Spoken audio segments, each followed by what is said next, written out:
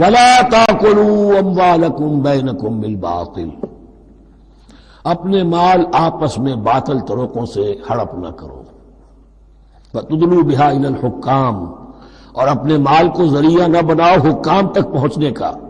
لِتَأْكُلُوا فَرِيقًا مِنْ أَمْوَالِ النَّاسِ بِالْإِثْمِ، تاکہ تم لوگوں کے مال کو ہڑپ کر سکو گناہ کے ساتھ. وَأَنْتُمْ تَعْلَمُونَ، اور تم اس کو جانتے بوجھتے کر رہے ہو. جو شخص اس معیار سے تو اس سے باز آ گیا وہ ہے متقی.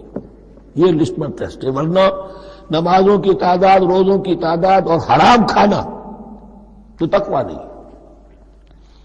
یہ میں حیران ہوتا ہوں کہ اب اس پر کبھی غور نہیں کیا ہے لوگوں نے کہ یہ آیت کہاں سے آ گئی درمیان میں.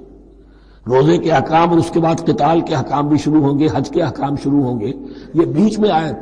واقعہ یہ ہے کہ جیسے روزے کی حکمت کا نقطہ عروج کیا ہے، وَإِذَا سَأَلَكَ عِبَادِي عَنِّي فَإِنِّي قَرِيبٌ، روح انسانی میں ایک طلب پیدا ہو جائے تقرب اللہ کی. اسی طرح احکام صوم میں جو کلائمیکس ہے وہ یہ ہے، وَلَا تَأْكُلُوا أَمْوَالَكُمْ بَيْنَكُمْ بِالْبَاطِلِ وَتُدْلُوا بِهَا إِلَى الْحُكَّامِ لِتَأْكُلُوا فَرِيقًا مِنْ أَمْوَالِ النَّاسِ بِالْإِثْمِ وَأَنْتُمْ تَعْلَمُونَ.